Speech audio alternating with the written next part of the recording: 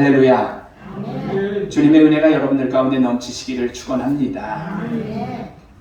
오늘은 본문에 나와 있는 그 문장이죠. 너희는 가만히 있어 주가 하나님 될지어다, 하나님 됨을 알지어다라는 제목으로 잠시 은혜를 좀 나누고자 합니다.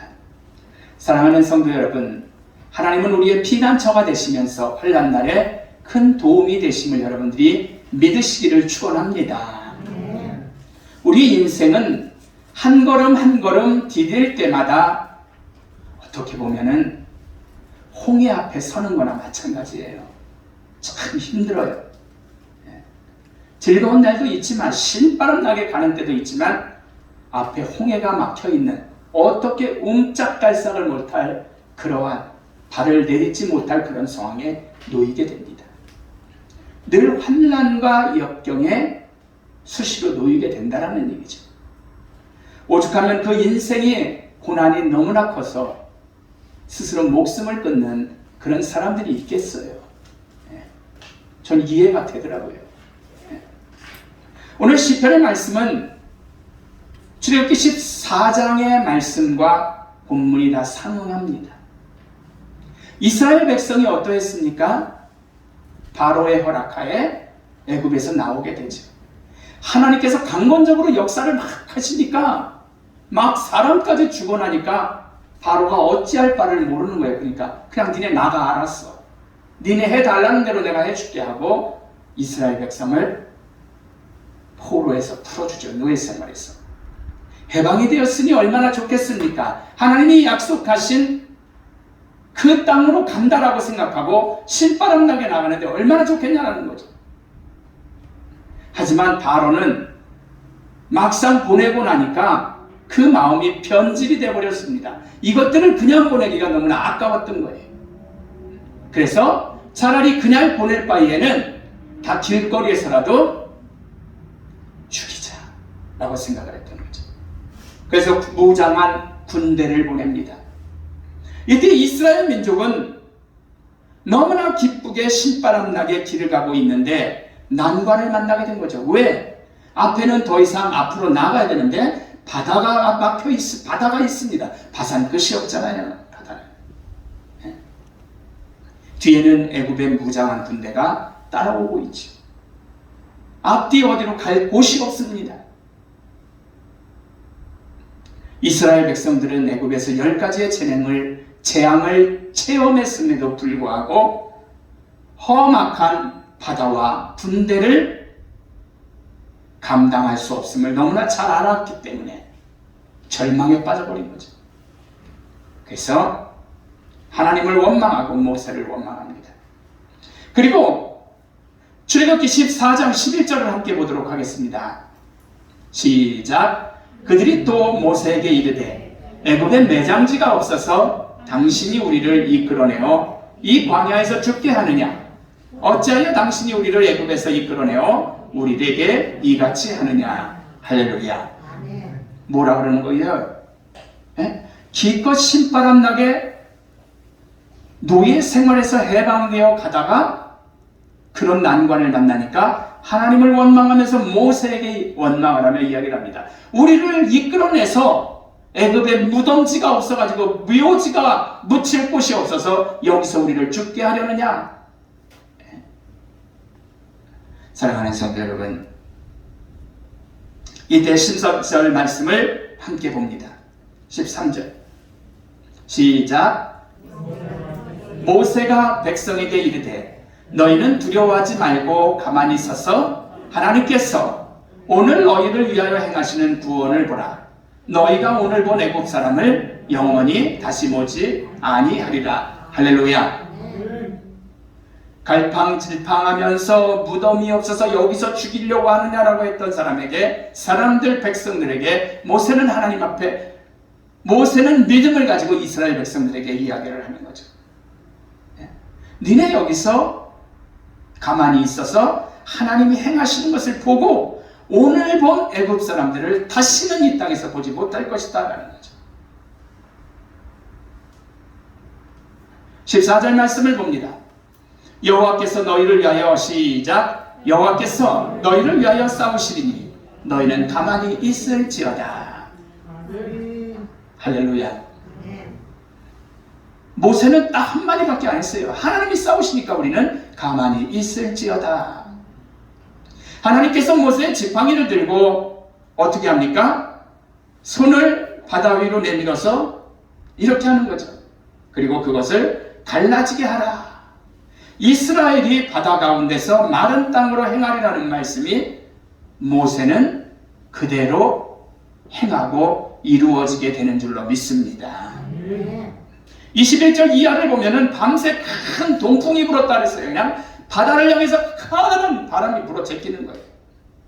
그리고 바닷물이 양쪽으로 물러가게 하시고 물이 갈라집니다. 바다가 마른 땅이 됩니다.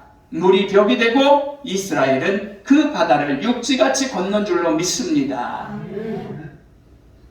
이때 애굽의 군사들은 어때요? 들어가서 어차피 죽이려고 작정을 하고 달려오는 거니까 따라갑니다. 말을 타고 무장하고 따라갑니다. 그러나 하나님께서 애국 군대를 어지럽게 하십니다.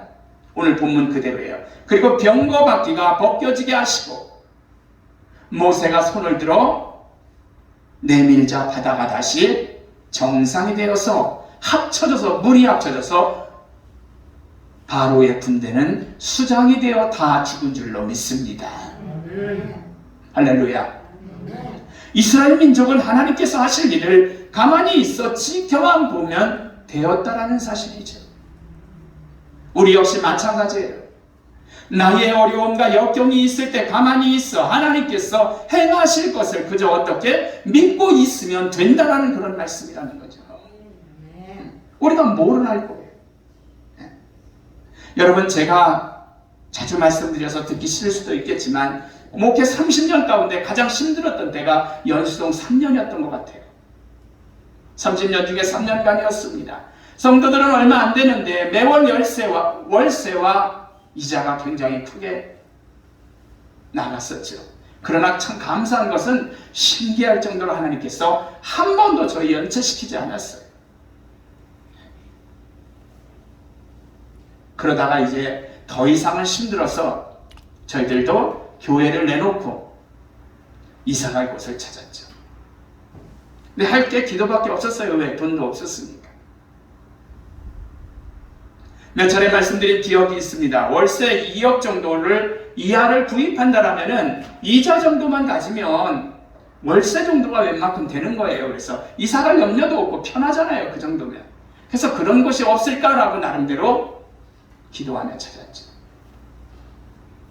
우연히 이곳의 매매 공지를 봤습니다. 우리 그때 아이들이 어렸어요. 지은이가 채 1학년이었으니까요. 은수는 몇 살이 되는 거야 그러면? 한두 살 되나? 2살, 3살? 그런 거를 이제 업고 왔겠죠 아무래도. 그렇게 해서 차에 싣고 새 아이들을 데리고 어린 것들이니까 집에 놔두고 올 수는 없잖아요. 아마 같이 왔을 거야. 맞나? 네. 그래서 이제 여기를 찾아왔어요. 찾아와서 목사님하고 면담을 하니까 그냥 계산하재 1억 5천에 깎아달라니까 안 된대. 깎을 것 같으면 얘기하지 말고 가래요. 저 사무실 안에서 있었던 일이에요. 그러더니 이분이 또 그럼 저는 그래요. 저도 교인들이 있으니까 상의를 하고 오겠습니다 라고 얘기를 하고 나갔더니 가고 있는데 전화가 왔어요. 목사님 그냥 먼저 얘기를 하는 사람들에게 드리겠습니다 라고 얘기를 하는 거예요. 뭐 꽝 난 거죠. 꽝. 할 수 없죠. 뭐 어차피 돈도 없었고.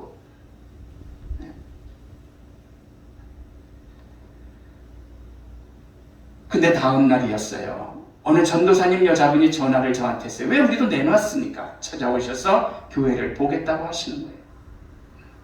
그리고 그래요. 교회를 향해서 이야기를 저에게 참 마음에 든다. 오전에 그러는 거예요. 여기 보고 와서 12시간도 안 된 거예요. 그러면서 하시는 말씀이 어제 자기네는 교회를 매입했다는 거예요. 그럼 매입한 사람이 여기 왜 와 나한테? 에? 그러고 얘기하기를 자기는 만수동에 매입을 했대요. 그래서 제가 혹시 6층 아니냐 했더니 여기라는 거야. 그럼 바꾸자고 그랬죠 제가. 근데 그분도 너무나 좋게 바꾸자고 얘기를 하는 거예요. 바로 결정을 했습니다. 문제는 돈이었죠. 연수동에서 다 사택이 그 안에 있었기 때문에 돈을 다 정리하니까 1,500만 원 남더라고요.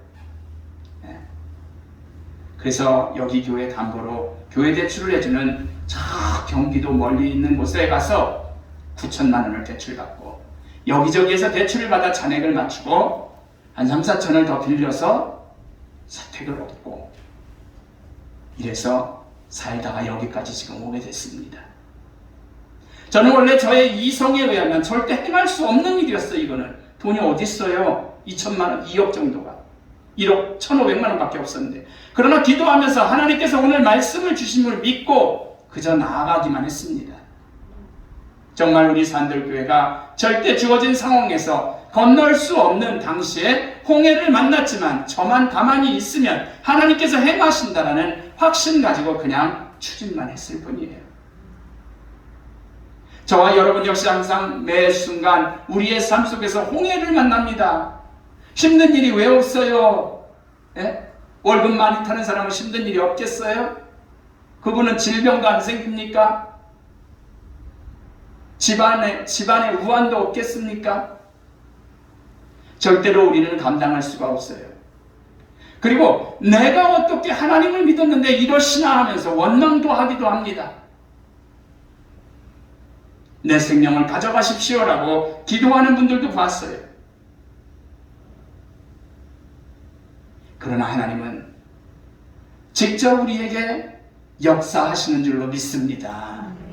우리가 가만히 있으면 하나님께서 너희는 가만히 있어 내가 어떻게 하는지 지켜보기나 해 라고 하면서 역사하신다는 거예요. 할렐루야. 여러분 우리의 삶은 순탄치 않아요. 순탄하기만 하면 예수 믿는다고 순탄하기만 하면 얼마나 신바람 나고 좋겠습니까? 수시로 광풍 만나요. 하나님이 주님을 붙들면 이기게 하시니까 그렇죠. 저희 교회는 정말 돈 없이 이전해야만 했던 때는 저희의 목회 항해에서 가장 큰 광풍을 만났을 때였을 거예요. 오죽하면 몸도 아파 고생을 했겠습니까? 그러나 제가 아무것도 한 것이 없어요. 오직 하나님께서 역사하시는 것을 그저 가만히 지켜볼 뿐이었다는 거죠.